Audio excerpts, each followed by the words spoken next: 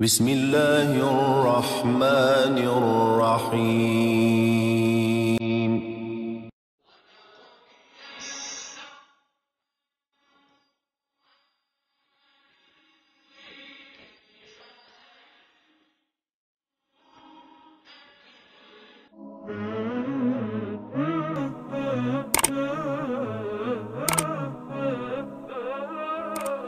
الحمد للہ رب العالمین والصلاة والسلام علی رسولہ الکریم وبعد۔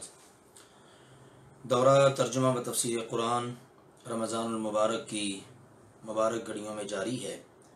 آج اللہ کے فضل و کرم سے ہم سورۃ النحل پارہ نمبر 14 میں اس کو پڑھنے جا رہے ہیں۔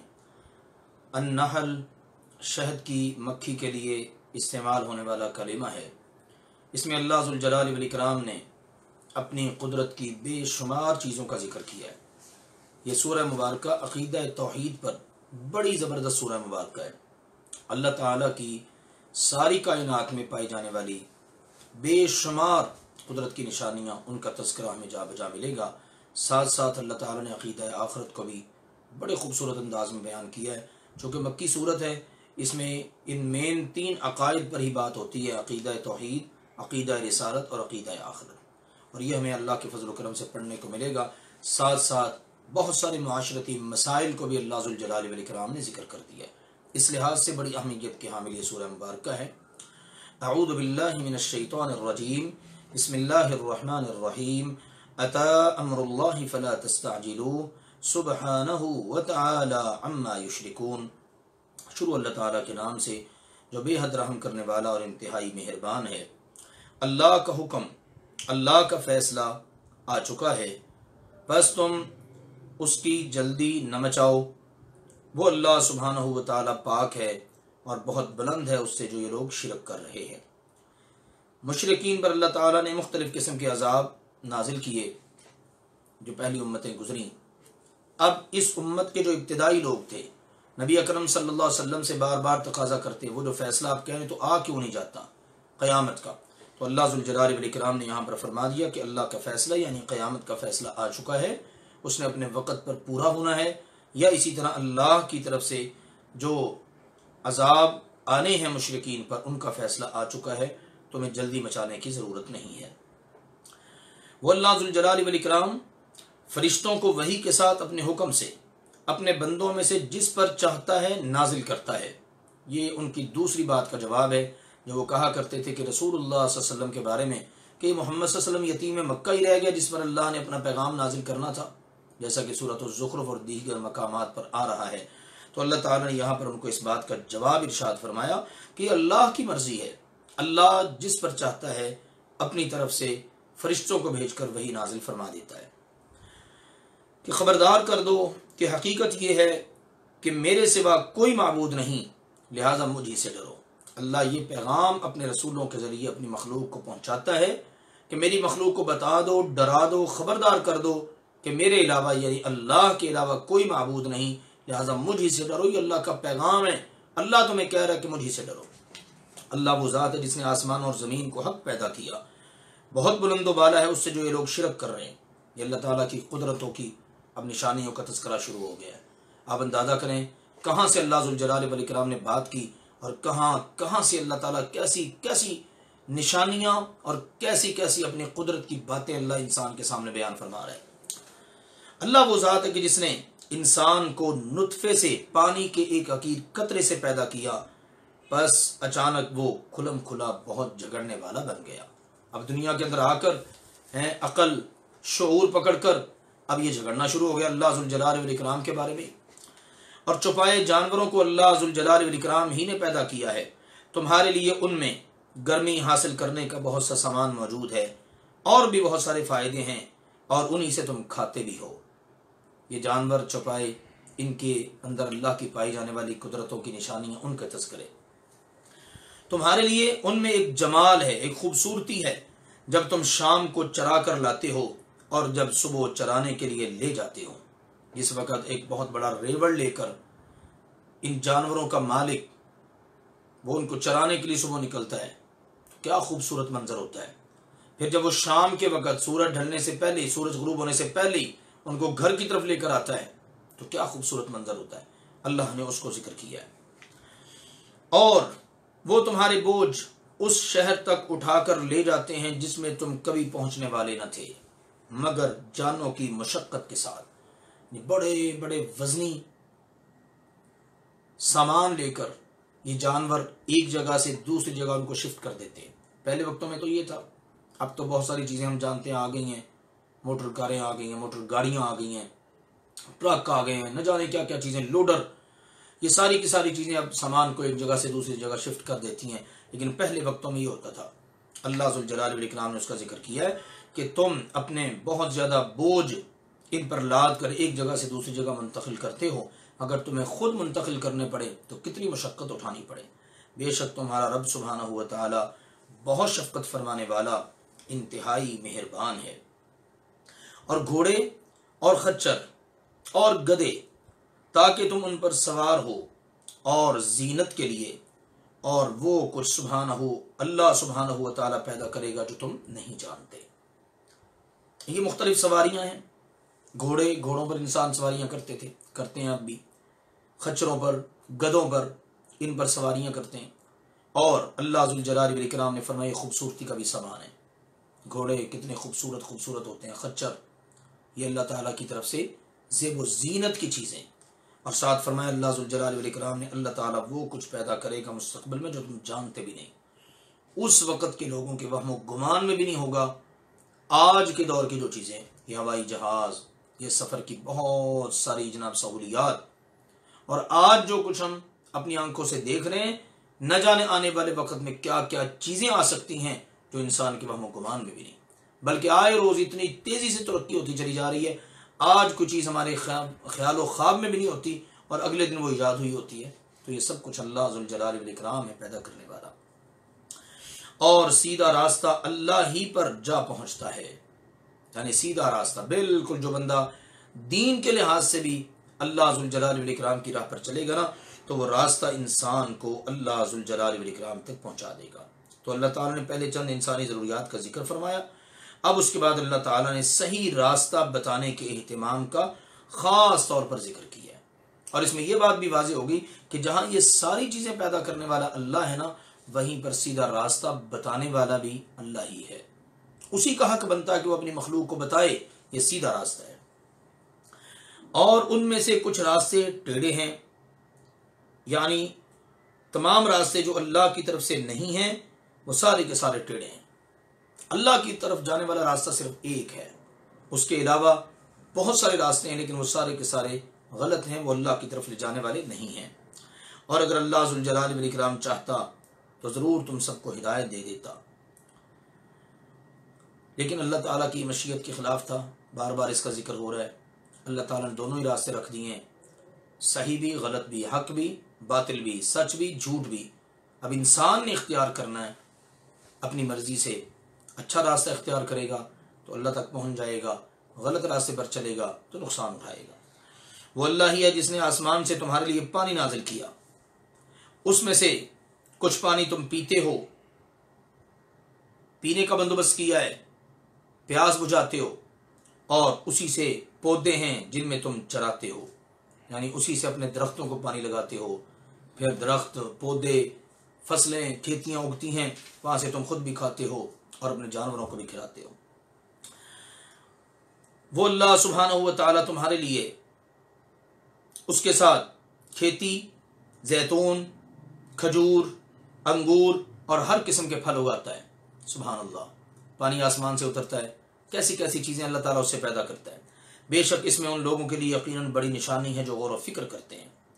اور اسی اللہ ذوالجلال والاکرام نے تمہاری خاطر رات, دن, سورج اور چاند کو مسخر کیا ہے, اور ستارے بھی اسی اللہ کے حکم سے مسخر ہیں.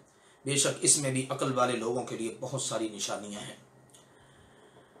اور جو کچھ اس اللہ سبحانہ و تعالیٰ نے تمہارے لیے زمین میں پیدا کیا ہے, مختلف رنگوں والی چیزیں, قسم قسم کی چیزیں, ذائقے مختلف, رنگ مختلف, ان کے سائز مختلف, یہ رنگا رنگ کی چیزیں تمہارے لیے زمین میں پیدا کرنے والی ذات بھی اللہ ہی کی ہے. بے شک اس میں نصیحت پکڑنے والے لوگوں کے لیے بہت بڑی نشانی موجود ہے. اور وہی اللہ ہے کہ جس نے سمندر کو تمہارے لیے مسخر کر دیا, تاکہ تم اس میں سے تازہ گوشت حاصل کر کے کھا سکو، اور اس میں سے زیورات نکالو کہ جنہیں تم پہنتے ہو، اور تم دیکھتے ہو کشتیاں، بڑے بڑے جہاز اس سمندر کے اندر اس کے سینے کو چیرتے ہوئے آگے نکل جاتے ہیں، اور تاکہ تم اللہ ذوالجلال والاکرام کا فضل تلاش کرو، اور یہ سب کچھ کرنے کے بعد تم اس کے شکر گزار بن جاؤ۔ سمندروں کے اندر کشتیاں چلتی ہیں، جہاز چلتے ہیں، اور پانی کا سینہ چیرتے ہوئے چلتے ہیں۔ پانی کے اندر کس طرح سے وہ سفر کرتے ہیں اور کس انداز میں وہ جناب کہاں سے کہاں پہنچتے ہیں، کیا اللہ سبحانہ و تعالیٰ کی قدرت کی نشانی ہے۔ اور فرمایا تاکہ تم اس کا فضل یعنی اس کے رزق کی تلاش، اس کی طرف سے ملنے والے رزق کی تلاش میں نکلو، ایک جگہ سے دوسری جگہ، اور اللہ کا فضل تلاش کر کے کھاؤ پیو اور اللہ کا شکر ادا کرو۔ اور اس اللہ نے زمین کے اندر پہاڑ گاڑ دیے کہ وہ تمہیں لے کر کہیں ہلتی نہ رہے، نہریں اللہ تعالیٰ نے رکھ دیں اور راستے بنا دیے تاکہ تم ایک جگہ سے دوسری جگہ جانے کے لیے راستہ پکڑ سکو۔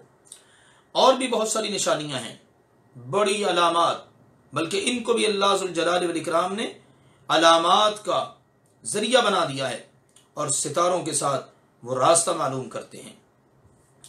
یہ ساری کی ساری اللہ ذوالجلال والاکرام کی پیدا کردہ چیزیں ہیں، شروع سے لے کر یہاں تک سورہ النحل کی ان تمام آیات میں دیکھ لیجئے، آسمانوں کی چیزیں، زمین کی چیزیں، یہ پہاڑ، یہ دریا، یہ سمندر، یہ سورج، چاند، ستارے، یہ سب کچھ۔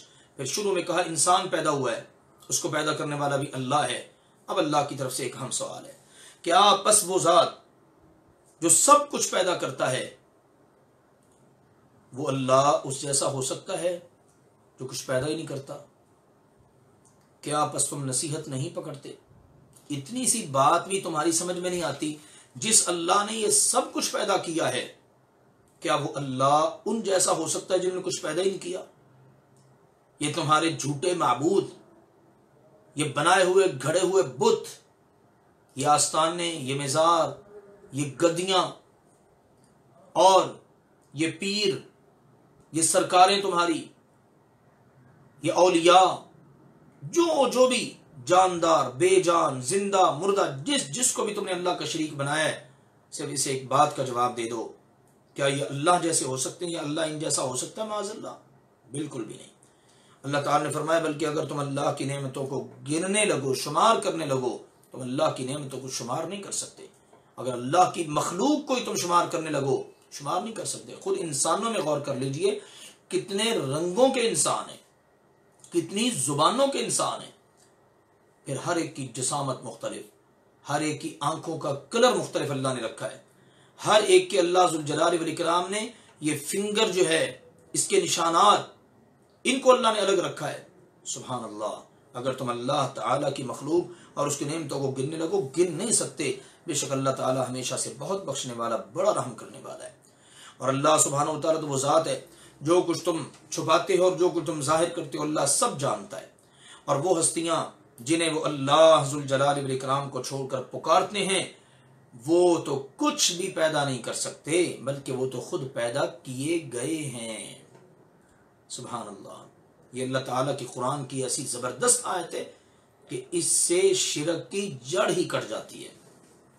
خالق جو ہے نا، خالق وہ پکارے جانے کے قابل ہے، مخلوق پکارے جانے کے قابل نہیں ہے۔ اب اللہ اکیلا خالق ہے، باقی سارے فرشتے، سارے جن، سارے انسان، سارے رسول، نبی، اعلیٰ ادنا، سب کے سب کیا ہیں؟ مخلوق۔ تو اللہ تعالیٰ نے فرمایا جنہوں نے کچھ پیدا ہی نہیں کیا بلکہ خود پیدا کیے گئے ہیں، ان سے کیوں مانگتے ہو؟ مانگو اس سے جس نے سب کچھ پیدا کیا ہے۔ اور جن کو تم پکارتے ہو نا، مردہ ہیں، زندہ نہیں ہیں، ان بیچاروں کو تو اتنا بھی شعور نہیں ہے کہ انہیں اٹھایا کب جائے گا۔ اللہ اکبر، واہ میرے اللہ، تیرا کلام کتنا شاندار ہے، کمال کر دی اللہ ذوالجلال والاکرام نے۔ ان قبروں میں پڑے ہوئے، ان مزاروں والے، آستانوں والے، ان بزرگوں کو بیچاروں کو اتنا بھی نہیں پتا کہ انہیں اٹھایا کب جائے گا۔ بیچارے دنیا سے جا چکے ہیں، مر چکے ہیں، فوت ہو چکے ہیں، زندہ نہیں ہیں، نہ انہوں نے کچھ پیدا کیا، نہ ان کو اتنا شعور۔ اب تم جا کر جناب ان سے مانگتے ہو، تمہیں کچھ تو عقل سے کام لینا چاہیے۔ اس لیے فرمایا سنو، تمہارا الہ بس ایک ہی الہ ہے۔ بس وہ لوگ جو آخرت پر ایمان نہیں نہ رکھتے، ان کے دل انکاری ہیں اور وہ تکبر کرتے ہیں. ان کے دل یہ ماننے کے لیے تیار ہی نہیں کہ ہمارا الہ ایک ہی الہ ہے، کیونکہ ان کا آخرت پر ایمان ہی نہیں ہے، اور وہ الٹا تکبر کر رہے ہیں. پتہ بھی ہے کہ حق کیا ہے، پھر جناب اس کو قبول کرنے کے لیے تیار نہیں ہے. حق یہی ہے کہ اللہ اکیلا ہے، وحدہ لا شریک لہ، اور وہ اکیلا ہی معبود ہے، سچا معبود، اس کے علاوہ کائنات میں کوئی معبود نہیں ہے. اس بات میں کوئی شک نہیں کہ اللہ ذوالجلال والاکرام وہ سب جانتا ہے، جو کچھ یہ لوگ چھپاتے ہیں اور جو کچھ یہ لوگ ظاہر کرتے ہیں. بے شک اللہ تعالیٰ تکبر کرنے والوں سے محبت نہیں کرتا. یہ ہے اللہ ذوالجلال والاکرام کا بڑا شاندار تعارف بھی، اور ساتھ میں اللہ تعالیٰ نے ساری حقیقتوں کو واضح کر دیا ہے کہ جب یہ سب کچھ کرنے والا اللہ ہے تو اللہ کے علاوہ کسی اور کی عبادت کر کے یا اس کو پکار کر یا اس سے دعا کر کے تم اپنا نقصان ہی کرو گے. اور جب ان سے کہا جاتا ہے کہ تمہارے رب سبحانہ و تعالیٰ نے کیا چیز اتاری ہے، تو کہتے ہیں پہلے لوگوں کی بے اصل کہانیاں. ان کو نصیحت کرو، ان کو بتاؤ اللہ تعالیٰ نے قرآن اتارا ہے تمہاری ہدایت کے لیے، تو ذرا سوچو تو صحیح کہ تمہارے رب نے کیا چیز اتاری. الٹا جواب یہ دیتے ہیں ظالم کہ پہلے لوگوں کی قصے کہانیاں ہیں. اللہ تعالیٰ نے فرمایا تاکہ وہ قیامت کے دن اپنے بوجھ پورے پورے اٹھائیں، اور کچھ بوجھ ان کے بھی جنہیں وہ علم کے بغیر گمراہ کرتے ہیں. خبردار، جو بوجھ وہ اٹھا رہے ہیں وہ بہت ہی برے ہیں. اپنا تو ان پر وبال پڑے گا ہی پڑے گا، جن کو یہ لوگ گمراہ کر رہے ہیں نا ان کا وبال بھی ان پر پڑے گا. یقیناً ان لوگوں نے تدبیریں کی جو ان سے پہلے تھے، تو اللہ سبحانہ و تعالیٰ نے ان کی عمارت کو بنیادوں سے اٹھا لیا، پس ان پر ان کے اوپر سے چھت گر پڑی اور ان پر وہاں سے عذاب آیا کہ وہ سوچتے تک نہ تھے. یوں اللہ ذوالجلال والاکرام نے پہلے والی جو بستیوں کو تباہ کر دیا، اوپر سے بھی عذاب نیچے سے بھی عذاب. اس کے اللہ ذوالجلال والاکرام نے یہاں پر مثال ذکر کی ہے اور اس کو بیان کر کے مکہ والوں کو وارننگ دی ہے کہ تم سے پہلے بھی بہت ساری بستیاں اس دنیا میں آباد رہ چکی ہیں، تو اللہ ذوالجلال والاکرام نے ان کو اس طرح سے پکڑا کہ انہیں پتہ بھی نہ چلا. پھر قیامت کے دن اللہ تعالیٰ انہیں رسوا کر دے گا، کیونکہ دنیا کے اندر انہوں نے رسوائی کو اپنا مقدر بنا لیا شرک کر کے. اور وہ اللہ فرمائے گا کہاں ہے میرا وہ شریک جن کو تم نے دنیا میں بنا رکھا تھا اور جن کو تمہیں میرا شریک بنا کر ان کے بارے میں تم جھگڑا کیا کرتے تھے. کہیں گے وہ لوگ جنہیں علم دیا گیا، بے شک آج کے دن کی رسوائی اور ذلت کافروں پر ہے. یعنی آج کافر لوگ جنہوں نے دنیا کے اندر نہ اللہ سبحانہ و تعالیٰ پر ایمان لانا گوارا کیا، نہ آخرت کو مانا، شرک کی راہ کو نہیں چھوڑا، آج وہ ذلیل ہوں گے، رسوا ہوں گے. قیامت کے دن کی ذلت رسوائی ان کا مقدر ہے. وہ لوگ کہ جنہیں فرشتے جب وہ فوت کرتے ہیں، جب ان کی روحوں کو قبض کرتے ہیں اور وہ اپنی جانوں پر ظلم کرنے والے ہوتے ہیں، یعنی یہ کافر لوگ، اللہ کو نہ ماننے والے، اللہ کے ساتھ شرک کرنے والے، جنہوں نے قیامت کے دن رسوا ہونا، یہ کون ہے؟ فرشتے جس وقت انہیں فوت کرنے کے لیے آتے ہیں نا، تو ان کا حال یہ ہوتا ہے کہ اپنی جانوں پر ظلم کرنے والے ہوتے ہیں. تو وہ فرما برداری پیش کرتے ہیں کہ ہم کوئی برا کام نہیں کیا کرتے تھے. وقت وفات ہی اپنی دنیا کے سارے برے کام انہیں بھول جائیں گے. اب وہ فرما برداری کی پیشکش کریں گے کہ جناب ہم فرما بردار بنتے ہیں، تھوڑی سی مہلت دیں. اللہ ذوالجلال والاکرام نے فرمایا کیوں نہیں، یقیناً اللہ ذوالجلال والاکرام خوب جاننے والا ہے جو تم کیا کرتے تھے. اس وقت تم کو بتایا جاتا ہے بس جہنم کے دروازوں میں داخل ہو جاؤ، ہمیشہ اس میں رہنے والے ہو، سو بلا شبہ وہ تکبر کرنے والوں کا بہت ہی برا ٹھکانہ ہے. اللہ ایسے برے انجام سے ہم سب کو اپنی پناہ میں رکھے. اور جو لوگ ڈر گئے ان سے کہا گیا کہ تمہارے رب نے کیا نازل فرمایا، تو انہوں نے کہا بہترین بات ہمارے رب نے اتاری ہے. فرق دیکھ لیجئے، ایک طرف وہ لوگ ہیں جن کا بھی پہلے ذکر ہوا ہے، وہ کیا کہتے ہیں، پہلے لوگوں کی قصے کہانیاں. اللہ والے، اللہ کا ڈر رکھنے والے، تقوی اختیار کرنے والے کیا کہتے ہیں، ہمارے رب نے بہترین بات اتاری ہے. ان لوگوں کے لیے جنہوں نے بھلائی کی اس دنیا میں بڑی بھلائی ہے، جو اس دنیا کے اندر اچھے اچھے کام کرتے ہیں نا، نیکیاں کرتے ہیں، ان کے لیے آخرت میں بھی اللہ تعالیٰ کی طرف سے بڑی بھلائی ہے، دنیا میں بھی بڑی خیر ہے، اور آخرت کا گھر تو بڑا ہی بہترین ہے. اور متقیوں کا انجام یا ان کا گھر کتنا ہی اچھا ہے.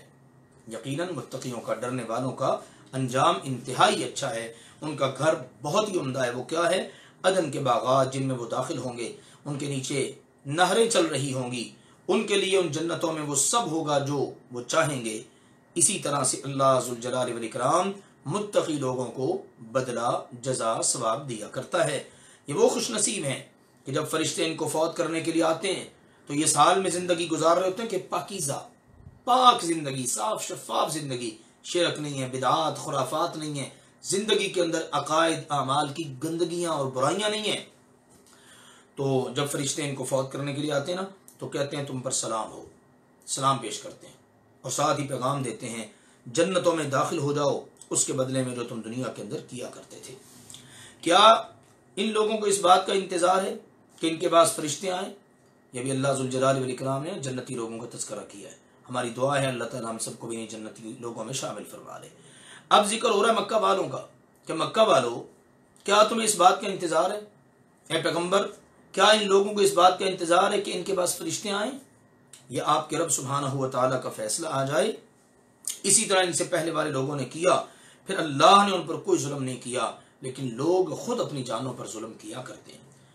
بس اللہ ذوالجلال والاکرام کی طرف سے آنے والے عذاب انہوں نے ان کو پکڑ لیا اور وہ ان کے برے عملوں کا نتیجہ تھا، سو ان کے برے اعمال کے وبال نے ان کو آ لیا، اور جس چیز کا وہ مذاق اڑایا کرتے تھے اس نے ان کو گھیر لیا۔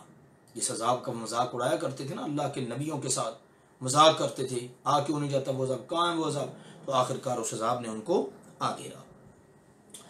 شرک کرنے والے لوگ کہتے ہیں اگر اللہ چاہتا تو ہم اس اللہ کے علاوہ کسی چیز کی عبادت نہ کرتے، نہ ہم نہ ہمارے آباء و اجداد، اور نہ ہی ہم اس کے علاوہ کسی بھی چیز کو حرام ٹھہراتے۔ معاذ اللہ ثم معاذ اللہ، اپنے غلط کاموں کا وہ اللہ ذوالجلال والاکرام کی طرف اس کو منسوب کر دیتے، اس کی نسبت اللہ کی طرف کر دیتے۔ ہم شرک کر رہے ہیں نا، کون کروا رہا ہے؟ اللہ کروا رہا ہے نا۔ تم کہتے ہو ایک پتہ بھی اللہ کے حکم کے بغیر حرکت نہیں کرتے، تو ہم جو شرک کر رہے ہیں کہ اللہ کی مرضی کے بغیر ہی کر رہے ہیں، معاذ اللہ۔ اندازہ کریں کہ مشرک لوگ اپنے کاموں پر، غلط باتوں پر کس طرح اللہ ذوالجلال والاکرام کی ذات کو نشانہ بناتے ہیں۔ جس طرح آج بھی بہت سارے لوگ غلط کام کرتے ہیں، نماز نہیں پڑھتے، جی اللہ کی مرضی ہے جی، کوئی ان کے ساتھ اللہ معاف فرمائے کوئی غلط کام ہو جائے تو کہتے ہیں بس اللہ کی مرضی ہے جی، اچھائیوں کو اللہ کی طرف منسوب نہیں کرتے۔ تو یہ شرک کرنے والوں کی سوچ ہے۔ یاد رکھیے اللہ پر ایمان رکھنے والوں کی سوچ یہ ہے ہر اچھائی کو وہ اللہ کی طرف منسوب کرتے ہیں، اور کوئی غلطی کوتاہی ہو جائے، کوئی برا ہو جائے تو اس کو اپنی طرف منسوب کرتے ہیں۔ تو اللہ ذوالجلال والاکرام نے فرمایا انہوں نے یہ کہا، اسی طرح ان سے پہلے والے لوگوں نے بھی کیا، تو ہمارے رسولوں کے ذمے تو صرف بات کو کھلم کھلا پہنچا دینا ہے۔ اللہ کے رسول باتوں کو اللہ کی مخلوق تک واضح طور پر پہنچا دینے والے، اور البتہ تحقیق ہم نے ہر امت میں ایک رسول بھیجا یہ پیغام دے کر کہ تم سب اللہ کی عبادت کرو اور شیطان طاغوت ان سب سے بچو۔ پس ان میں سے بعض خوش نصیب ہیں جنہیں اللہ نے ہدایت دی، اور ان میں سے بہت سے ایسے ہیں جن پر گمراہی سچ ثابت ہو گئی۔ پس اب تم زمین میں چلو پھرو اور دیکھو کہ جھٹلانے والوں کا انجام کیسا ہوا۔ قرآن پاک کی آیات بالکل اس حوالے سے واضح ہیں۔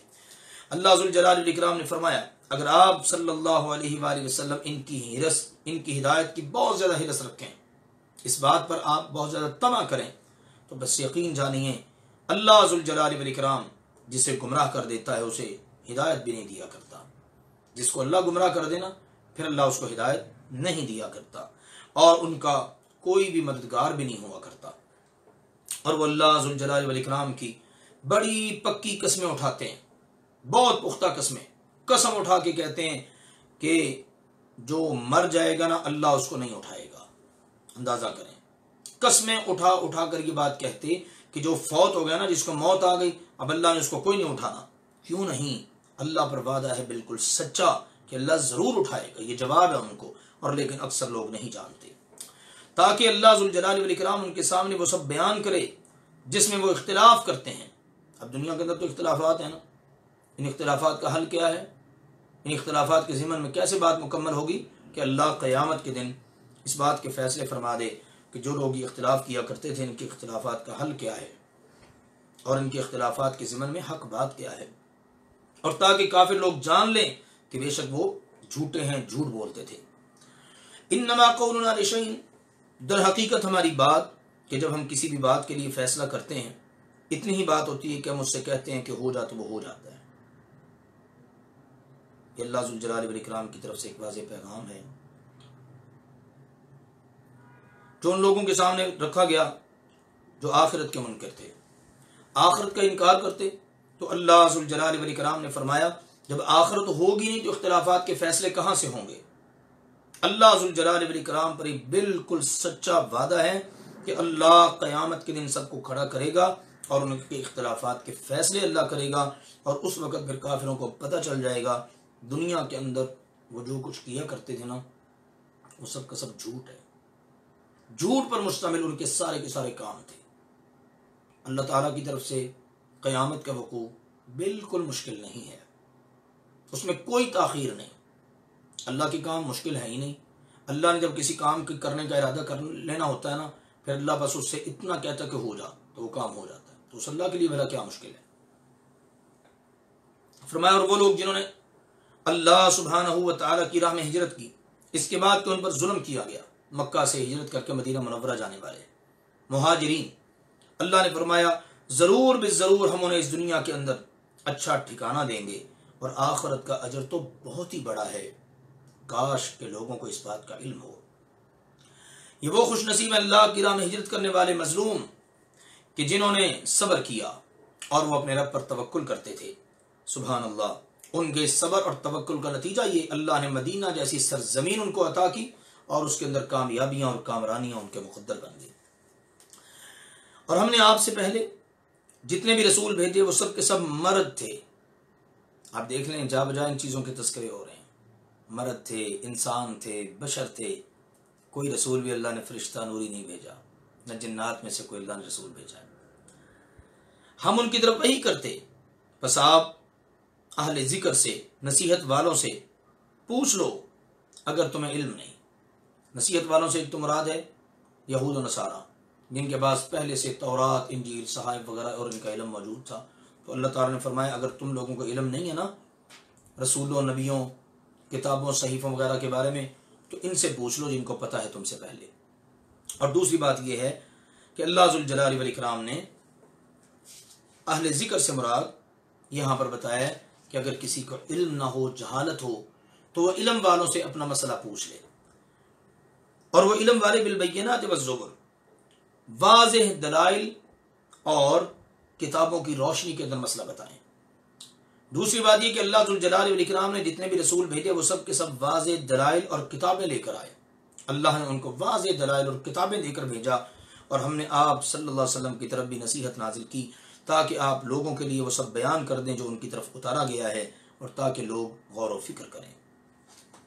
کیا پس وہ لوگ جو بری چالیں چلتے ہیں، برے کام کرتے ہیں، وہ نہ ڈر ہیں اس بات سے کہ اللہ ذوالجلال والاکرام انہیں زمین میں دھنسا دے، یا اللہ ذوالجلال والاکرام کی طرف سے ان پر اس طرح عذاب آئے کہ انہیں پتہ بھی نہ چلے۔ اب اللہ تعالیٰ نے گناہ کرنے والوں کو تنبیہ فرمائی ہے، اللہ تعالیٰ قادر ہے انہیں زمین میں دھنسا دے، ان پر اس طرح عذاب ہے کہ انہیں پتہ بھی نہ چلے، یا پھر اللہ ذوالجلال والاکرام ان کو ان کے چلتے پھرتے حالت کے اندر ہی پکڑ لے، دن کے اندر اپنے کاروباری زندگی میں مصروف ہوں، اچانک عذاب آئے اور اسی حالت میں اللہ تعالیٰ ان کو پکڑ لے، بس وہ اللہ کو عاجز کرنے والے نہیں ہیں۔ یا پھر اللہ تعالیٰ انہیں ایک مرتبہ خوف زدہ کر کے انہیں پکڑ لے، ایک مرتبہ وارننگ ہو گئی، تنبیہ ہو گئی، مثلا زلزلہ آیا، پہلے ہلکا سا آیا، جھنجھوڑ دیا گیا، لوگ خوف زدہ ہو گئے، پھر خوفناک زلزلہ آیا اور اس کے ساتھ ہی لوگوں کو تباہ و برباد، تہس نہس کر دیا گیا۔ تو اللہ تعالیٰ وارننگ دے کر بھی پکڑنے پر پوری طرح قادر ہے، بس بے شک تمہارا رب سبحانہ و تعالیٰ بہت شفقت فرمانے والا، بہت ہی مہربان ہے۔ کیا ان لوگوں نے دیکھا نہیں اس چیز کی طرف جو اللہ سبحانہ و تعالیٰ نے پیدا کی؟ جو چیز بھی اللہ ذوالجلال والاکرام نے پیدا کی ہے نا، اس کا سایہ دائیں طرف سے اور بائیں طرف سے اللہ کو سجدہ کرتے ہوئے ڈھلتے ہیں، اس حال میں کہ وہ عاجز ہیں۔ سبحان اللہ، ہر چیز بھی اللہ کے آگے سجدہ ریز ہوتی ہے، اور چیزوں کے سائے بھی اللہ کی بارگاہ میں سجدے کرتے ہیں۔ یہ جو ہم دیکھتے ہیں دائیں سے بائیں سے جناب سائے چل رہے ہیں، یہ اللہ ذوالجلال والاکرام کا بنایا ہوا نظام ہے۔ در حقیقت یہ سائے اللہ تعالیٰ کی بارگاہ میں عاجزی کے ساتھ سجدے کرتے ہیں۔ جو چیز بھی آسمانوں میں اور جو چیز بھی زمین میں ہے، حتیٰ کہ کوئی بھی جاندار، حتیٰ کہ فرشتے، وہ سب کے سب اللہ ہی کو سجدہ کرتے ہیں، اور وہ اللہ ذوالجلال والاکرام کی بارگاہ میں تکبر نہیں کرتے۔ بالخصوص فرشتے اللہ کی بات مانتے ہیں، اللہ کے آگے سجدہ ریز ہوتے ہیں، مجال نہیں ہے کہ اللہ کے حکم کے آگے سر اٹھا جائیں۔ وہ اپنے رب سے ڈرتے ہیں جو ان کے اوپر ہے، اور وہی کرتے ہیں جس کا انہیں حکم دیا جاتا ہے۔ سبحان اللہ، یہ فرشتوں کا ذکر ہے۔ اس قدر اللہ کی فرما بردار مخلوق، اس سے اب یہ بھی پتہ چل گیا کہ سب سے اوپر کون ہے؟ اللہ ذوالجلال والاکرام۔ اس عقیدے کا رد ہوتا ہے جو کہا جاتا ہے اللہ ہر جگہ ہے، نہیں، اللہ تعالیٰ سب سے اوپر ہے، فرشتوں کے اوپر بھی، عرش بری پر۔ کیسے ہے؟ جیسے اس کی شایان شان۔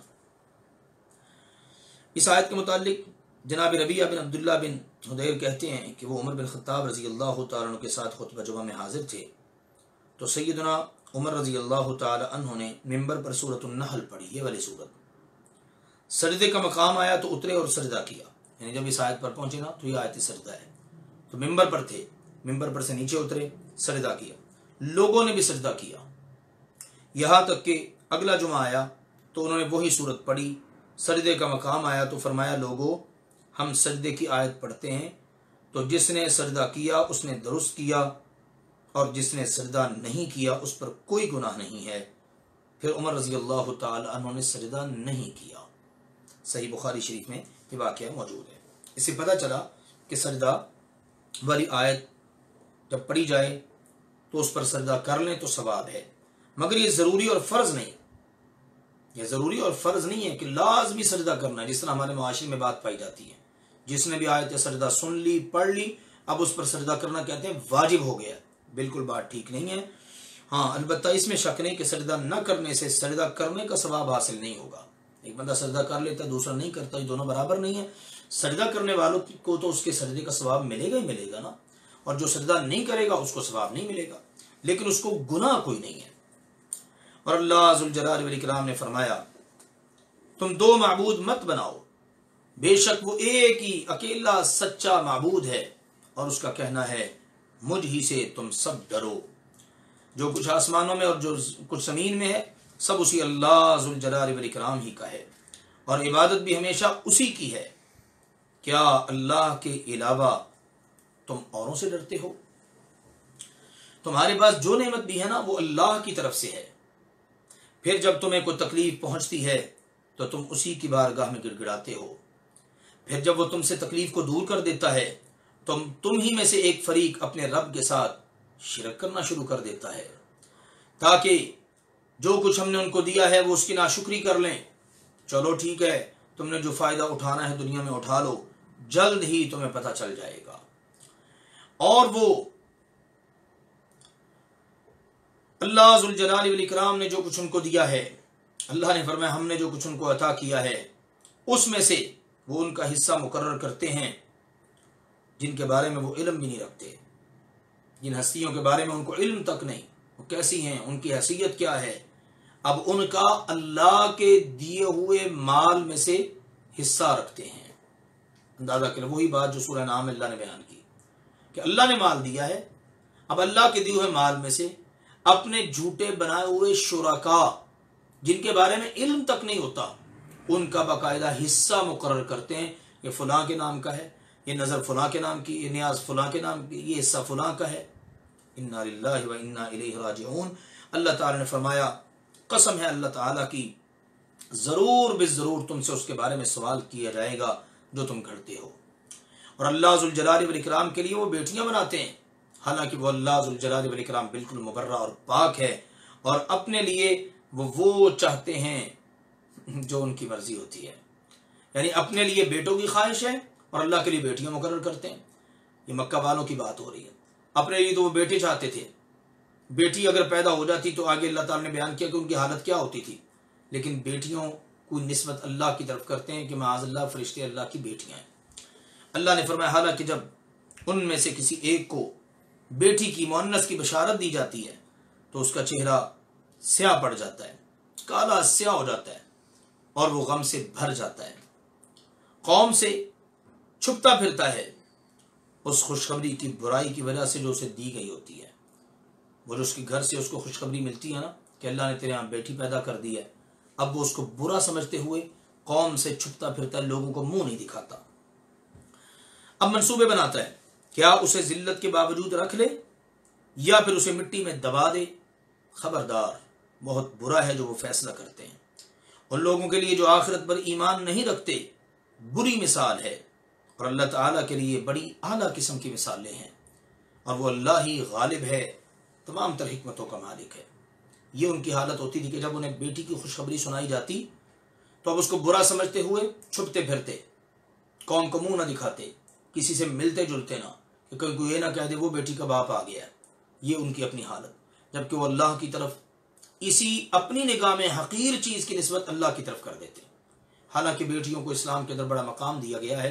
نبی اکرم صلی اللہ علیہ وسلم سبحان اللہ رحمت بن کے آئے تو آپ علیہ الصلوۃ والسلام نے اپنی امت کے لوگوں کو بتایا، جس کو اللہ تعالیٰ 3 بیٹیاں دے، 2 دے، حتیٰ کہ یہ تک بتائے 1 بیٹی دے، یا اس کی 3 بہنیں، 2 بہنیں یا 1 بہن بھی ہو، وہ ان کی اچھے سے کفالت کرے بہترین انداز میں، پھر ان کے حوالے سے اپنے فرائض کو ادا کرے، تو رسول اللہ صلی اللہ علیہ وسلم نے بتا دیا قیامت کے دن اللہ ذوالجلال والاکرام اسے اپنے پیارے نبی کریم صلی اللہ علیہ وسلم کا ساتھ نصیب فرما دے گا۔ تو اب وہ اللہ تعالیٰ کے لیے تو یہ حقیر چیزوں کی نسبت کرتے، حالانکہ اللہ تعالیٰ تو بہت بلند و بالا ہے، اس کے لیے تو بڑی اچھی اچھی اعلیٰ قسم کی مثالیں ہونی چاہیے، خالق ہے، وہ مالک ہے، لیکن یہ لوگ اللہ کے لیے بری مثالیں رکھتے ہیں، حالانکہ بری مثالیں ان کے لیے ہیں جن کا آخرت پر ایمان نہیں ہے۔ اور اگر اللہ تعالیٰ لوگوں کو ان کے ظلم کی وجہ سے پکڑے تو اس زمین کے اوپر کوئی چلنے والا اللہ اس کو زندہ نہ چھوڑے، اور لیکن اللہ تعالیٰ انہیں مہلت دے رہا ہے ایک وقت مقرر تک، چنانچہ جب ان کا وقت مقرر آ جائے گا تو لمحہ بھر کے لیے بھی نہ تو وہ لیٹ ہوں گے نہ وہ پہل کر سکیں گے۔ اور وہ اللہ سبحانہ و تعالیٰ کے لیے وہ چیزیں مقرر کرتے ہیں جنہیں وہ خود ناپسند کرتے ہیں، اور ان کی زبانیں جھوٹ بیان کرتی ہیں کہ ان کے لیے اچھا انجام ہے، ان کے لیے بھلائی ہے، کوئی شک نہیں ان کے لیے جہنم کی آگ ہے، اور وہ سب سے پہلے اس میں پہنچائے جانے والے ہیں، یہ خود اس میں سب سے پہلے داخل ہونے والے ہیں۔ اللہ کی قسم البتہ تحقیق ہم نے آپ سے پہلے بھی بہت ساری امتوں کی طرف رسول بھیجے، پر شیطان نے ان کے لیے، ان قوموں کے لیے، امتوں کے لیے ان کے اعمال کو خوبصورت اور مزین کر دیا، وہی آج اس دنیا کے اندر ان کا دوست ہے۔ شیطان اس دنیا کے اندر ان کا دوست ہے، لہٰذا ایسے لوگوں کے لیے دردناک عذاب ہے۔ اور آپ صلی اللہ علیہ وآلہ وسلم پر ہم نے جو کتاب نازل فرمائی ہے نا، وہ صرف اس لیے تاکہ آپ لوگوں کے سامنے اس چیز کو بیان فرما دیں جس میں وہ اختلاف کرتے ہیں، اور یہ ایمان والے لوگوں کے لیے ہدایت اور رحمت ہے۔ قرآن پاک کی صداقت اس کا بیان ہو گیا، رسول پاک صلی اللہ علیہ وسلم کی رسالت کا ذکر ہو گیا، اور پیچھے بعض معاشرتی برائیاں ان کا ذکر ہوا۔ اب پھر اللہ تعالیٰ کی قدرت کی بہت ساری باتوں کا ذکر شروع ہو رہا ہے، اور اللہ ہی وہ ذات ہے جس نے آسمان سے پانی اتارا، پھر اس پانی کے ذریعے زمین کو اس کے مردہ ہو جانے کے بعد زندہ کیا۔ بے شک اس میں سننے والے لوگوں کے لیے بہت بڑا سبق موجود ہے، اور بے شک تمہارے لیے چوپائے جانوروں میں بڑا عبرت کا سامان موجود ہے۔ چوپائے جانور، ہم تمہیں جو کچھ ان کے پیٹوں میں ہے اس میں سے گوبر اور خون کے درمیان میں سے خالص دودھ پلاتے ہیں، جو پینے والوں کو ان کے حلق سے آسانی سے نیچے اتر کر فائدہ دیتا ہے۔ سبحان اللہ، اللہ کی قدرت کی کتنی بڑی نشانی ہے۔ چوپائے ہیں، جانور ہیں، اونٹنی ہے، گائے ہے، بکری ہے، بھیڑ ہے، اللہ ذوالجلال والاکرام اس کے بطن میں سے، پیٹ میں سے کس طرح صاف شفاف سفید اللہ ذوالجلال والاکرام وہ نکالتا ہے۔ اللہ ذوالجلال والاکرام سفید رنگ کا خوبصورت اور آسانی سے حلق سے اتر جانے والا اللہ ذوالجلال والاکرام دودھ پیدا کرتا ہے، اور وہ کہاں سے نکلتا ہے؟ سرخ رنگ کے خون سے اور بدبودار گوبر سے اللہ ذوالجلال والاکرام یہ نکالتا ہے، اور نکال کر اللہ تعالی اپنی مخلوق کو، اپنے بندوں کو، انسانوں کو یہ دودھ پلاتا ہے۔ یہ اللہ ذوالجلال والاکرام کی قدرت کی کتنی بڑی نشانی ہے، سبحان اللہ۔ تو اللہ ذوالجلال والاکرام نے اس بات کو بطور نشانی کے ذکر کیا کہ یقیناً تمہارے لیے چوپائے جانوروں کے اندر بہت بڑا عبرت کا سامان موجود ہے، اور وہ اس طرح کہ اللہ ذوالجلال والاکرام ان کے پیٹوں میں سے گوبر اور خون کے درمیان میں سے خالص سفید رنگ کا، بغیر بدبو کے، شفاف قسم کا اللہ ذوالجلال والاکرام دودھ تمہیں پینے کو مہیا کرتا ہے۔ اسی طرح اللہ ذوالجلال والاکرام نے اس بات کو بھی بیان کیا کہ وَمِن ثَمَرَاتِ النَّخِيلِ وَالْأَعْنَابِ، اور کھجوروں اور انگوروں کے پھلوں سے بھی، جس سے تم نشہ آور چیز اور اچھا رزق بناتے ہو، بے شک اس میں ان لوگوں کے لیے یقیناً ایک نشانی ہے جو سمجھتے ہیں. یعنی اللہ ذوالجلال والاکرام کی طرف سے تمہارے لیے یہ مختلف قسم کے پھلوں کے اندر بھی بہت سارے اسباب موجود ہیں جو اللہ ذوالجلال والاکرام نے تمہارے لیے رکھے ہیں. یہ اللہ تعالیٰ کی قدرت کی بہت بڑی نشانیوں میں سے ایک نشانی ہے کہ تمہیں اللہ ذوالجلال والاکرام کھجوروں اور انگوروں سے بہت ساری چیزیں اللہ تعالیٰ عطا فرماتا ہے. ارشاد فرمایا اللہ ذوالجلال والاکرام نے، اور تیرا رب سبحانہ و تعالی اس کی قدرت کی نشانیوں میں سے ایک نشانی یہ بھی ہے کہ وہ شہد کی مکھی کی طرف وحی کرتا ہے. اس کو حکم دیتا ہے اللہ ذوالجلال والاکرام کہ کچھ پہاڑوں میں سے گھر بنا اور کچھ درختوں میں سے اور کچھ اس میں سے جو لوگ چھپر بناتے ہیں. یعنی مختلف جگہوں پر تو اپنے گھر بنا، چھتے بنا، اور ان کے اندر تو نے بڑی نفاست کے ساتھ شہد بنانا ہے. تو یہ شہد کی مکھی کی طرف اللہ ذوالجلال والاکرام وحی فرماتا ہے. اب وہ پہاڑوں میں اپنے گھر بناتی ہے، چھتے بناتی ہے، اسی طرح درختوں میں بناتی ہے، اسی طرح لوگوں کی چھتوں اور چھپروں پر وہاں پر جناب وہ اپنے چھتے بناتی ہے. تو یہ اللہ ذوالجلال والاکرام کی طرف سے ایک بڑی خوبصورت نشانی ہے. پھر حکم ہوتا ہے کہ ہر قسم کے پھلوں سے کھا. شہد کی مکھی کو اللہ کی طرف سے وحی اور حکم ہوتا ہے. پھر اپنے رب کے راستوں پر چل جو مسخر کیے ہوئے ہیں. ان کے پیٹوں سے پینے کی ایک چیز نکلتی ہے جس کے رنگ مختلف ہیں، یعنی شہد ان مکھیوں کے پیٹوں سے وہ نکلتا ہے. اس میں لوگوں کے لیے ایک قسم کی شفا ہے. بلا شبہ اس میں ان لوگوں کے لیے یقیناً ایک بہت بڑی نشانی ہے جو غور و فکر کرتے ہیں. شہد کس انداز میں اکٹھا ہوتا ہے اور اللہ تعالیٰ مکھی کے پیٹ میں سے اس کو نکالتا ہے. شہد کی مکھی ہے، حالانکہ اس جیسی اور بھی تو بہت ساری مکھیاں ہیں جن میں سے غلاظتیں، گندگیاں نکلتی ہیں. سبحان اللہ، شہد کے لیے اللہ نے الگ سے ایک مکھی بنائی ہے، اور اس سے جو شہد ملتا ہے نا اس میں لوگوں کے لیے اللہ تعالیٰ نے شفا رکھی ہے. اور اللہ وہ ذات ہے جس نے تمہیں پیدا کیا، پھر وہی ہے جو تمہیں فوت کرتا ہے، اور تم میں سے بعض وہ ہیں جو نکمی عمر کی طرف لوٹا دیے جاتے ہیں. اب جو بندہ نکمی عمر کی طرف یعنی بڑھاپے کی طرف لوٹ گیا تو اب کیا ہوتا ہے، سب کچھ جاننے کے بعد اب وہ کچھ بھی نہیں جانتا. اب بوڑھا ہو گیا، جوانی کے عالم میں بڑی اس کی یادداشت مضبوط تھی، اب بوڑھا ہو چکا ہے، یادداشت کمزور ہو گئی ہے. پہلے بڑی معلومات تھی، بڑا علم تھا، اب بوڑھا ہونے کی وجہ سے دماغ کمزور پڑ گیا، اب وہ بہت ساری چیزوں کو یاد ہی نہیں رکھ پاتا. تو اللہ تعالیٰ نے فرمایا تم میں سے ایسا شخص بھی تو ہے جسے نکمی عمر کی طرف لوٹا دیا جاتا ہے تاکہ وہ علم کے بعد کسی چیز کا علم نہ رکھ سکے. بے شک اللہ ذوالجلال والاکرام ہمیشہ سے ہر چیز کا علم رکھنے والا، ہر چیز پر ہمیشہ سے پوری طرح قادر ہے.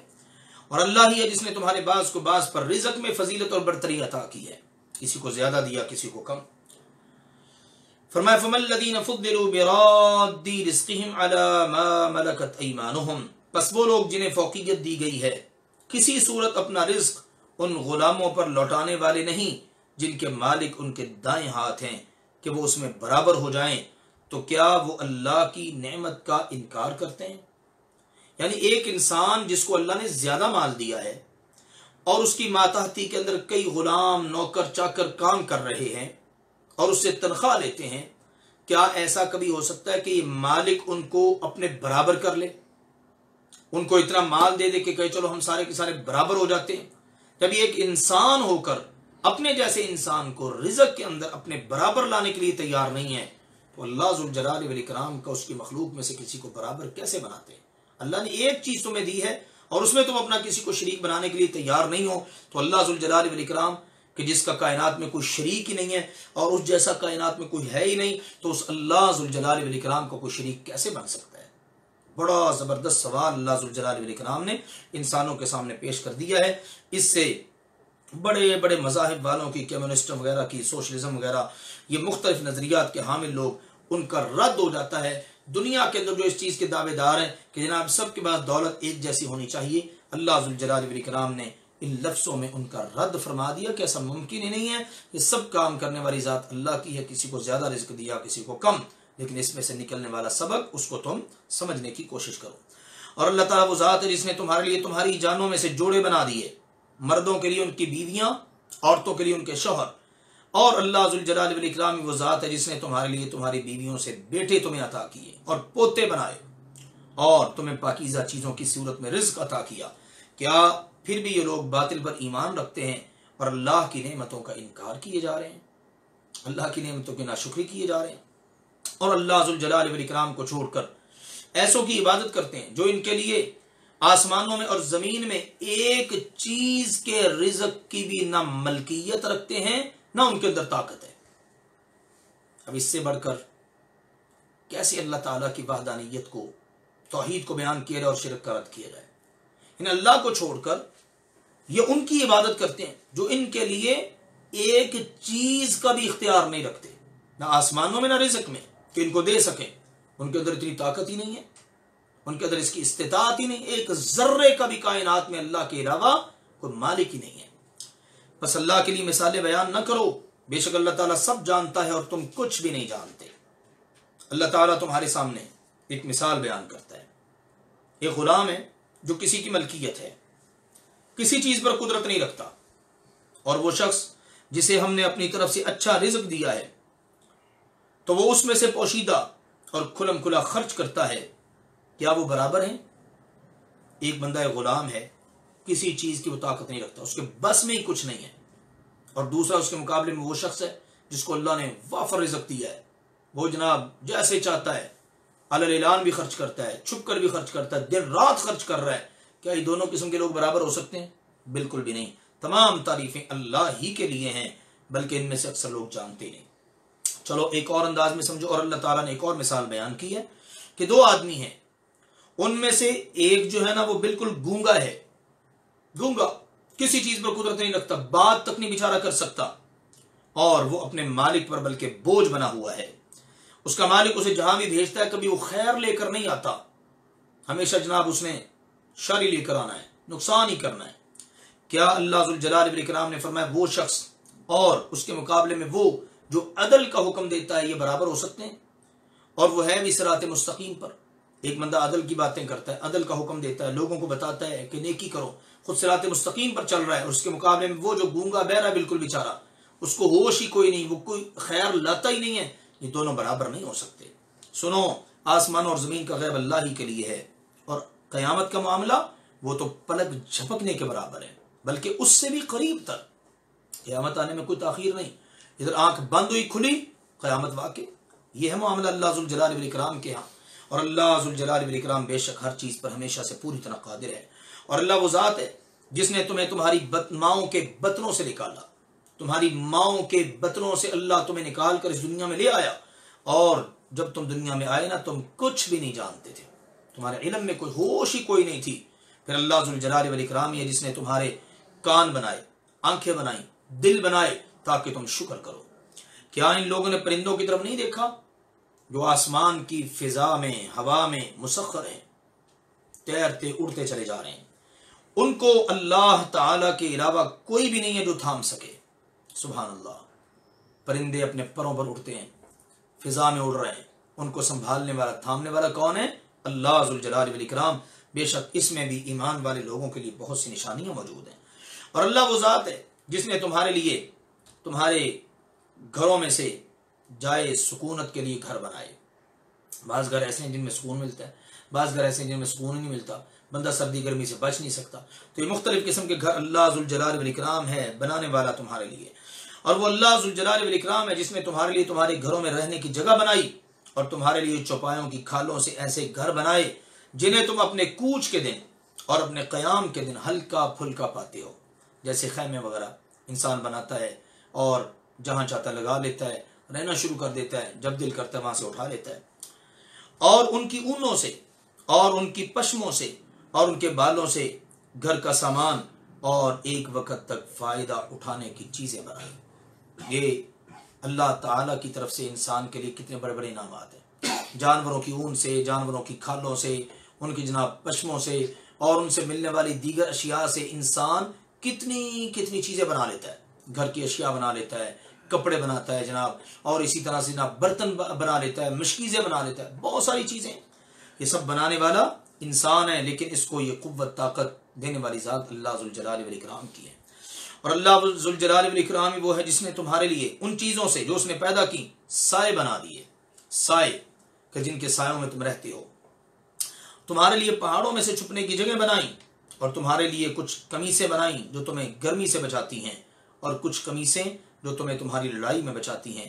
اسی طرح وہ اپنی نعمت تم پر پوری کرتا ہے تاکہ تم فرمانبردار بن جاؤ. کن کن نعمتوں کا اللہ نے ذکر کیا. لوہے کی قمیصیں پہنتے ہیں جنگجو اور جنگ کے اندر لڑائی کے اندر اس کے ذریعے اپنے وجود کو بچاتے ہیں. قمیصیں ہیں انسان کو گرمی سردی کے موسموں کے اندر مختلف موسمی حالات سے بچاتی ہیں. پہاڑوں کے اندر غار بنا دی اللہ تعالیٰ نے. یہ ساری کی ساری چیزیں اللہ تعالیٰ نے ذکر کی ہیں اور ان سب کا مقصد کیا ہے؟ تاکہ تم ان کو استعمال کر کے اللہ کی فرمانبرداری میں آ جاؤ. فرمایا اگر پھر بھی یہ لوگ منہ موڑیں، اتنی زیادہ اللہ کی قدرت کی نشانیوں کے ذکر کے بعد بھی منہ موڑیں، تو پیغمبر آپ کے ذمے ہیں ان تک بات کو کھلم کھلا پہنچا دینا. یقیناً یہ لوگ اللہ کی نعمتوں کو پہچانتے ہیں لیکن پھر بھی ان کا انکار کرتے ہیں، بلکہ ان میں سے اکثر لوگ تو کفر کی راہ پر چلتے ہیں. اور جس دن ہم ہر امت میں سے ایک گواہ لائیں گے، قیامت کے دن کیا تذکرے، جس دن ہم ہر امت میں سے ایک گواہ کھڑا کریں گے، پھر ان لوگوں کے لیے جنہوں نے کفر کیا نہ اجازت دی جائے گی اور نہ ان سے معافی کی درخواست لی جائے گی. یعنی ان کو اجازت نہیں دی جائے گی کہ وہ بات کریں، نہ ان سے یہ کہا جائے گا چلو اب تم معافی کی درخواست ہی کر لو، بلکہ کافر لوگ نہ شکر لوگ وہ پھر اللہ کی طرف سے ملنے والی اب سزاؤں کی طرف ان کو چلایا جائے گا. اور جب ظالم لوگ عذاب کو دیکھیں گے تو پھر اب یہ عذاب نہ تو ان سے ہلکا کیا جائے گا نہ انہیں مہلت دی جائے گی، بلکہ اب عذاب ہی کا انہوں نے شکار ہونا ہے. اور جب شرک کرنے والے لوگ اپنے شرکاء کو دیکھیں گے تو کہیں گے ہمارے رب یہ ہیں ہمارے وہ شرکاء جنہیں ہم تیرے علاوہ دنیا میں پکارا کرتے تھے. فَأَلْقَوْا إِلَيْهِمُ الْقَوْلَ إِنَّكُمْ لَكَاذِبُونَ، تو وہ ان کی طرف یہ بات کہہ کر ان کو جواب دیں گے کہ بلا شبہ یقیناً تم جھوٹے ہو. اندازہ کریں جیسے ہی شرک کرنے والے اپنے شرکاء کو اپنے معبودوں کو دیکھیں گے نا تو اللہ کو کہیں گے اللہ یہ ہمارے وہ شرکاء جن کو ہم تیرے علاوہ پکارا کرتے تھے. اب وہ شرکاء کیا کریں گے؟ شرکاء پلٹ کے جواب دیں گے، کہیں گے تم جھوٹ بول رہے ہو. کیوں؟ ان کے درمیان نفرتیں پیدا ہو جائیں گی اور اس دن وہ اللہ کے سامنے فرما بردار ہونا پیش کریں گے، یعنی پیش کریں گے کہ اللہ اب ہم تیری فرما برداری کرتے ہیں. اور اب ان سے وہ سب گم ہو جائے گا جو وہ دنیا کے اندر جھوٹ باندھا کرتے تھے. وہ لوگ جنہوں نے کفر کیا اور انہوں نے اللہ کی راہ سے لوگوں کو روکا، ہم انہیں عذاب در عذاب مزید دیں گے اس وجہ سے کہ وہ دنیا کے اندر فساد کیا کرتے تھے. سب سے بڑا فساد اللہ کی راہ سے لوگوں کو روکنا اور شرک کرنا. اور جس دن ہم ہر امت میں ایک گواہ کھڑا کریں گے ان پر، ان کی اپنی جانوں میں سے ہر امت میں سے ایک ایک گواہ وہ اللہ کے رسول ہوں گے، اور ہم ان سب پر آپ صلی اللہ علیہ وآلہ وسلم کو بطور گواہ لا کھڑا کریں گے اور ان سب پر رسول اللہ صلی اللہ علیہ وسلم کی گواہی ہوگی. آپ کی امت گواہی دے گی. یہ مختلف حالات ہوں گے، نبی رسول گواہیاں دیں گے، یہ امت محمد علی صاحبہ الصلاۃ والسلام یہ گواہی دے گی، اور ان سارے گواہوں کے اوپر فائنل گواہی محمد مصطفیٰ صلی اللہ علیہ وسلم کی ہوگی. اور ہم نے آپ صلی اللہ علیہ وسلم پر ایک کتاب نازل کی ہے جس میں ہر چیز کا بیان موجود ہے. دیکھیے قرآن پاک جس کو ہم سن پڑھ رہے ہیں الحمدللہ، اس میں ہر چیز بالکل وضاحت کے ساتھ بیان کر دی گئی ہے، اور یہ ہدایت ہے، رحمت ہے اور خوشخبری ہے فرما برداروں کے لیے. جو لوگ فرما برداری کرنا چاہتے ہیں ان کے لیے سارا کچھ موجود ہے، ہدایت بھی، رحمت بھی، بشارت بھی. بے شک اللہ ذوالجلال والاکرام عدل احسان کا حکم دیتا ہے اور قریبی رشتہ داروں کو دینے کا حکم دیتا ہے کہ ان کو دیا جائے، اور اللہ تعالیٰ بے حیائی سے اور گناہ سے اور ظلم سے روکتا ہے. وہ اللہ تمہیں نصیحت کرتا ہے تاکہ تم نصیحت پکڑو. اور اللہ سبحانہ و تعالیٰ کے ساتھ کیے ہوئے عہد کو جب تم عہد کر لو پورا کرو، اور قسموں کو ان کے پختہ کرنے کے بعد مت توڑو، حالانکہ یقیناً تم نے اللہ کو اپنے آپ پر ضامن بنایا ہے، اور بے شک اللہ ذوالجلال والاکرام وہ سب جانتا ہے جو کچھ تم کرتے ہو. اب اس رکوع کی ابتدائی آیات میں اللہ تعالیٰ نے وہ کام بتائیں جو کرنے اور وہ بھی بتا دیے جو نہیں کرنے. اب یہ وہ باتیں اللہ تعالیٰ کی طرف سے بیان کی جا رہی ہیں. اور فرمایا اس عورت کی طرح نہ ہو جاؤ جس نے اپنا سوت مضبوط کرنے کے بعد ٹکڑے ٹکڑے کر کے توڑ ڈالا. یعنی تم بڑے اچھے سے نیکیاں کرو پھر اس کے بعد گناہ کر کے اپنی نیکیوں کو تباہ کر لو. ایسا نہ کرو. اپنی محنت اپنے ہاتھوں سے برباد نہ کرو. تم اپنی قسموں کو اپنے درمیان فریب کا ذریعہ بناتے ہو اس لیے کہ ایک جماعت دوسری جماعت سے بڑی ہوئی ہو. ایک دوسرے پر ظلم کرنے کے لیے اپنی قسموں کو فریب کا ذریعہ بنانا کسی دوسرے کو دھوکہ دینے کے لیے اللہ ذو الجلال والاکرام نے اس سے بھی روک دیا۔ اللہ تعالیٰ تو تمہیں اس کے ساتھ صرف آزماتا ہے، اور یقیناً قیامت کے دن وہ تمہارے لیے ضرور واضح کرے گا جس میں تم اختلاف کیا کرتے تھے۔ دنیا کے اندر رہتے ہوئے انسان جو بھی اختلاف کرے، اس کے اختلاف کا فیصلہ دنیا میں نہیں اللہ نے کرنا، اس کے اختلاف کا فیصلہ اللہ تعالیٰ نے قیامت کے دن کرنا ہے۔ داخلن سے مراد دھوکہ، فریب، یعنی کسی گروہ سے بدعہدی کرنے کے لیے انسان اپنی قسم کو بہانہ بنا لے یا قسم کو توڑ دے، اس بات کی اجازت نہیں دی گئی۔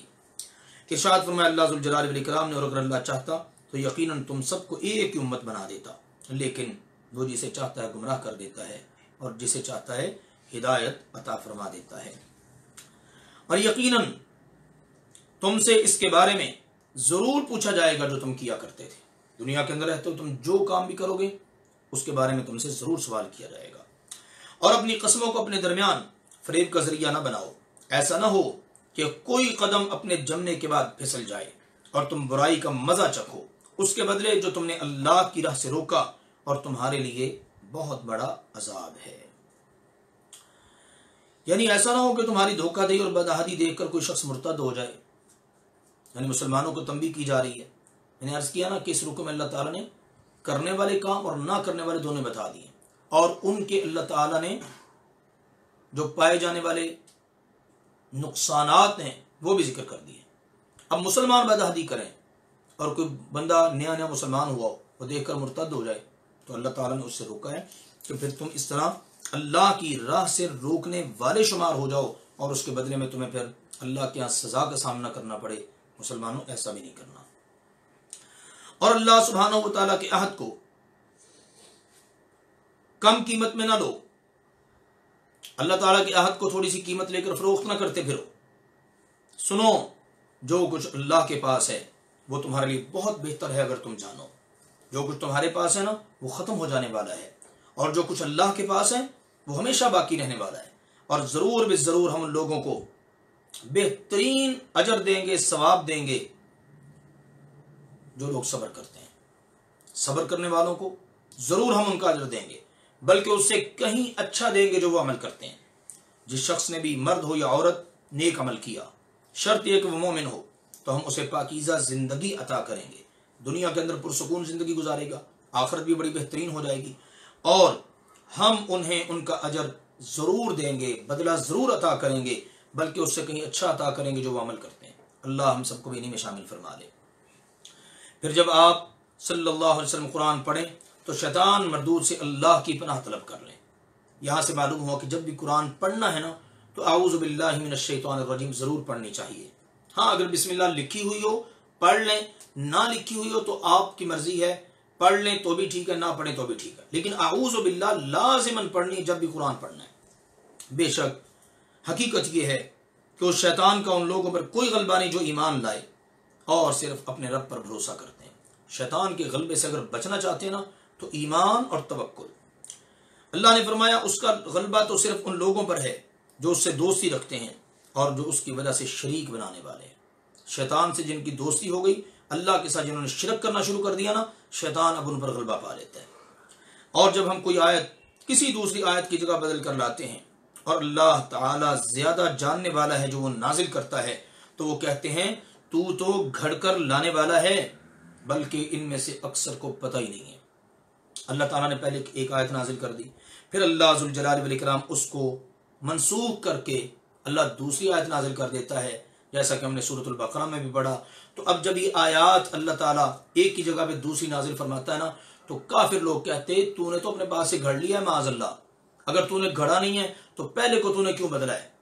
حالانکہ اللہ ذو الجلال والاکرام کو سب پتہ ہے کہ اللہ نے کیا نازل کرنا ہے اور اللہ تعالیٰ کی طرف سے کیا حکمت ہے۔ فرما دیجئے اسے روح القدس نے تیرے رب کی طرف سے حق کے ساتھ تھوڑا تھوڑا کر کے نازل کیا ہے۔ جبریل امین کے ذریعے اللہ تعالیٰ نے یہ قرآن تھوڑا تھوڑا کر کے تقریباً 23 سال کے عرصے میں آپ صلی اللہ علیہ وآلہ وسلم تک پہنچایا، تاکہ ایمان والوں کو یہ قرآن اس کے ذریعے اللہ تعالیٰ ثابت کر دے، جما دے، پکا کر دے، اور یہ فرمانبرداروں کے لیے ہدایت اور خوشخبری ہے۔ اور البتہ تحقیق ہم جانتے ہیں کہ بے شک یہ لوگ کہتے ہیں کہ آپ صلی اللہ علیہ وآلہ وسلم کو ایک بشر سکھاتا ہے، معاذ اللہ ثم معاذ اللہ۔ عبداللہ بن مسلم الحضرمی وہ بیان کرتے ہیں کہ ہمارے 2 عیسائی غلام تھے جو عین التمر کے باشندے تھے، ایک کا نام یسار تھا، دوسرے کا جبر۔ وہ دونوں اپنی کوئی کتاب پڑھا کرتے تھے، تو بعض اوقات رسول اللہ صلی اللہ علیہ وآلہ وسلم ان کے پاس سے گزرتے تو ذرا ٹھہر جاتے، ٹھہر کر سنتے یہ کیا پڑھ رہے ہیں۔ تو مشرکین کہنے لگے معاذ اللہ محمد صلی اللہ علیہ وآلہ وسلم ان دونوں سے سیکھتا ہے، تو اللہ ذوالجلال والاکرام نے اس موقع پر یہ آیت نازل فرمائی اور فرمایا کہ ہمیں پتہ ہے کہ لوگ کہتے ہیں کہ آپ کو کوئی بشر سکھاتا ہے، وہ جن کی طرف یہ نسبت کر رہے ہیں ان کی زبان عجمی ہے، یعنی وہ جو یسار یہ جبر جو ہیں جن کی طرف یہ نسبت کر رہے ہیں کہ آپ ان سے سیکھتے ہیں، ان کی زبان تو عجمی، اور یہ قرآن عربی زبان میں ہے اور فصیح واضح، سبحان اللہ کتنی واضح عربی زبان کے اندر ہے۔ تو در حقیقت بات یہ ہے ان لوگوں کو بیچاروں کو اس بات کا پتہ ہی نہیں ہے کہ جب زبان کا اختلاف ہے، آپ ان کی زبان سمجھ نہیں سکتے اور یہ ان کی زبان سے ناواقف ہیں، اور یہ قرآن سبحان اللہ ایسی زبردست عربی زبان کے اندر اللہ نے اتارا ہے، تو بنا یہ کیسے ہو سکتا ہے؟ اگر انہوں نے آپ کو سکھایا تو عجمی زبان میں سکھایا ہوگا نا، تو آپ عجمی زبان میں ان کے سامنے ان کو اتنی بات بھی سمجھ میں نہیں آتی۔ در حقیقت بات یہ بے شک وہ لوگ جو اللہ کی آیات پر ایمان نہیں رکھتے، اللہ بھی پھر انہیں ہدایت نہیں دیتا اور ان کے لیے دردناک عذاب ہے۔ در حقیقت وہ لوگ جو اللہ کی آیات پر ایمان نہیں رکھتے وہی لوگ جھوٹ باندھتے ہیں، اور یہ لوگ ہیں ہی اصل میں جھوٹے۔ جس نے اللہ کے ساتھ ایمان لے آنے کے بعد کفر کیا مگر یہ کہ اسے مجبور کر دیا جائے لیکن اس کا دل مطمئن ہو ایمان پر، تو ایسے لوگوں پر اللہ کی طرف سے غضب ہوگا۔ یعنی وہ شخص جو اللہ ذوالجلال والاکرام کے ساتھ کفر کرے شرع صدر کے ساتھ، اس پر اللہ تعالی کی طرف سے غضب ہوگا۔ جو شخص ایمان لے آنے کے بعد شرع صدر کے ساتھ کفر کرے جان بوجھ کر عمدن، اس پر اللہ کا غضب ہوگا اور ان کے لیے بہت بڑا عذاب ہے۔ ان میں سے وہ لوگ مستثنا ہیں جو مجبور کر دیے جائیں لیکن ان کے دل ایمان کے ساتھ مطمئن ہو۔ 2 شرطیں، مجبوری بن گئی ہے، دل سے نہیں کہہ رہا کلمہ کفر بلکہ اوپر اوپر سے کہہ رہا ہے اپنی جان بچانے کے لیے، تو یہ اللہ تعالیٰ کی طرف سے ایسے لوگوں کے لیے پھر سزا نہیں ہے۔ یعنی جو شخص ایمان لانے کے بعد کفر کرے اس پر اللہ کا بھاری غضب ہے اور اس کے لیے عذاب عظیم ہے، لیکن جسے مجبور کر دیا جائے اور وہ زبان سے کوئی بات کہہ دے جبکہ اس کا دل ایمان کی وجہ سے اس کے خلاف ہو تاکہ اس کے ساتھ دشمن سے جان بچا لے، تو اس پر کوئی گناہ نہیں ہے۔ ہاں ایک بات ذہن میں رکھنے والی ہے کہ اگر کوئی شخص کلمہ کفر کہنے کی بجائے اپنی جان دے دیتا ہے، مرنا قبول کر لیتا ہے، شہید ہو جاتا ہے، تو یہ اس کی عظیمت ہے، یہ اس کی ہمت ہے، جرت ہے کہ اس نے جان تو دے دی لیکن زبان سے کلمہ کفر نہیں کہا۔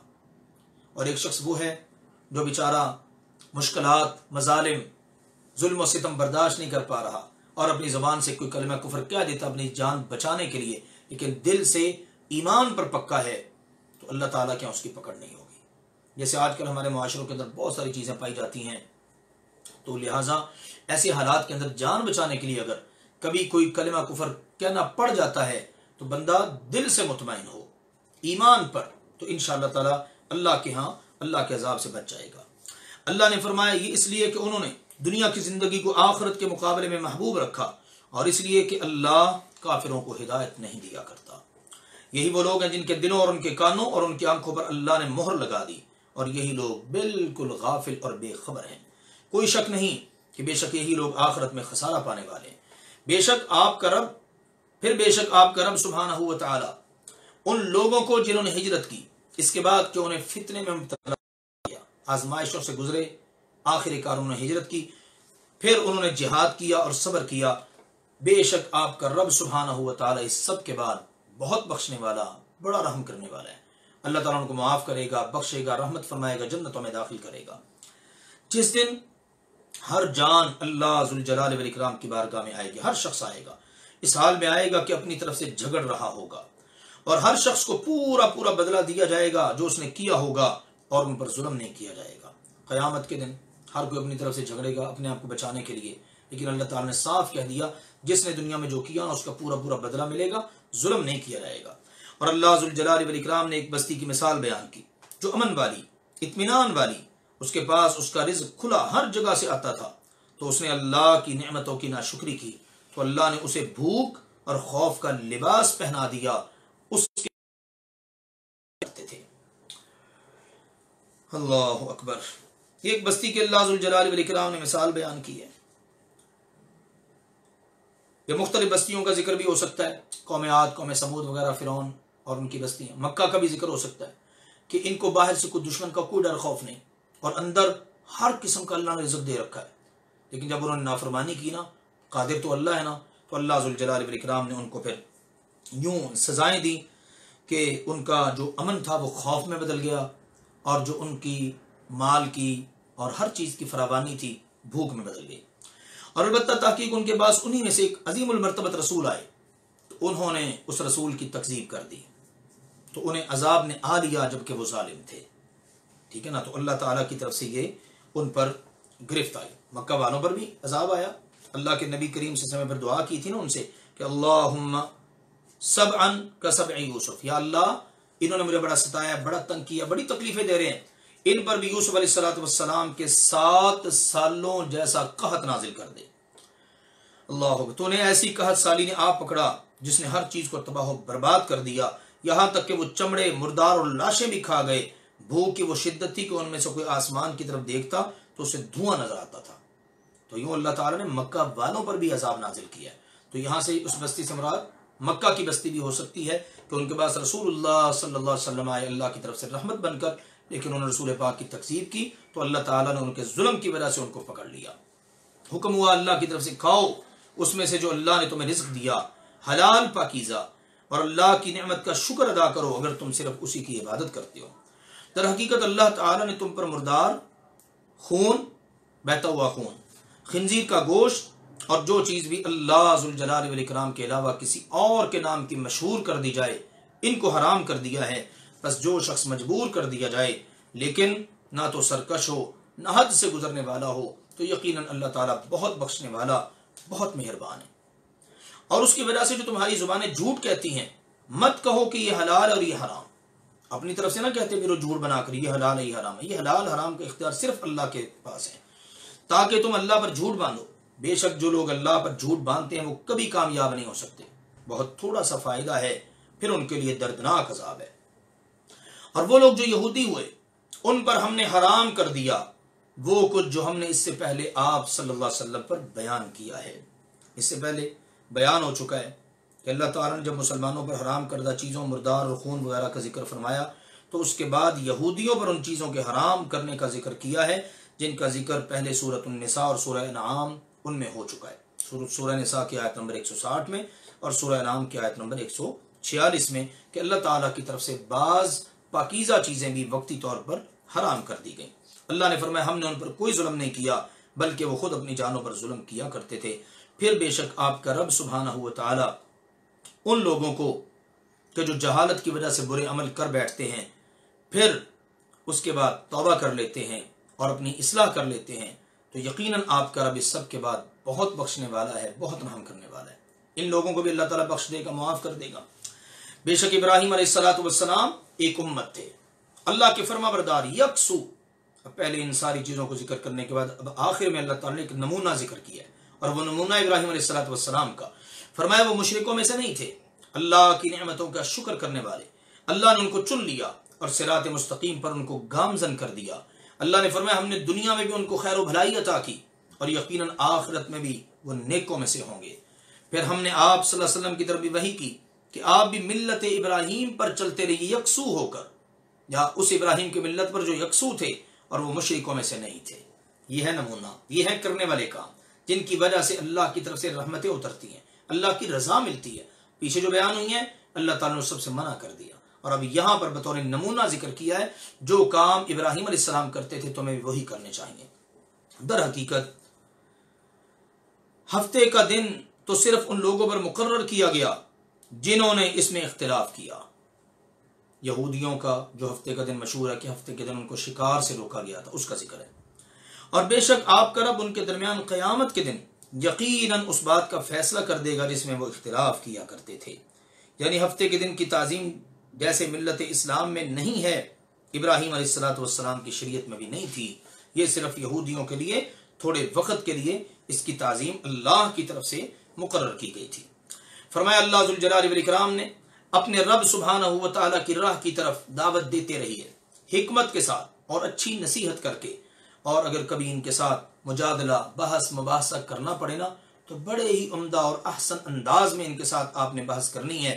بے شک آپ کا رب سبحانہ و تعالیٰ خوب جانتا ہے اس شخص کو جو اس کی راہ سے گمراہ ہے، اور وہ اللہ خوب جانتا ہے ہدایت یافتہ کو بھی۔ اللہ کو سب پتہ ہے کون سیدھی راہ پر ہے کون گمراہ ہے۔ اور اگر تم بدلہ لو تو اتنا ہی بدلہ لو جتنی تمہیں تکلیف دی گئی ہے، یعنی جتنی زیادتی کی گئی ہے بس اتنی ہی زیادتی کر کے بدلہ لینے کی اجازت ہے۔ یا اگر قصاص لینا ہے، کسی نے قتل کر دیا ہے تو اس انداز میں ہی قصاص لے کر قتل کر دیا جائے جس انداز میں اس نے قتل کیا ہے، زیادتی نہ کی جائے۔ ہاں، اور اگر تم صبر کر لو تو صبر کرنے والوں کے لیے صبر کرنا بہت ہی بہترین اور اچھا ہے، اور صبر کیجئے، اور یقیناً آپ کا صبر اللہ ذوالجلال والاکرام ہی کے ذمے ہے اس کا اجر، یعنی آپ کو توفیق بھی صبر کرنے کی اللہ نے دینی ہے، اور اس صبر پر اجر بھی اللہ ہی نے دینا ہے، اور آپ ان پر غم نہ کیجئے، اور جو چالیں یہ چل رہے ہیں ان کی ان چالوں اور تدبیروں کے معاملے میں آپ تنگی میں نہ پڑیے۔ بے شک اللہ ذوالجلال والاکرام تقوی اختیار کرنے والوں کے ساتھ ہے، اور ان لوگوں کے ساتھ ہے جو نیکی کرنے والے ہیں۔ یہ ہے اللہ ذوالجلال والاکرام کا پیغام اس سورہ مبارکہ کے اندر۔ تو اندازہ کر لیجئے کتنی شاندار باتوں کی اللہ تعالیٰ نے سورہ مبارکہ میں اپنے بندوں کو تلقین فرمائی ہے۔ اللہ ذوالجلال والاکرام اس صورت میں بیان کردہ ہر اچھی بات پر ہم سب کو عمل کرنے کی توفیق عطا فرمائے، اور جن باتوں سے اللہ تعالیٰ نے منع کیا ہے اللہ ہر اس بات سے ہمیں رکنے کی توفیق عطا فرمائے تاکہ ہم دنیا آخرت میں سرخرو ہوں۔ وآخر دعوانا ان الحمد للہ رب العالمین۔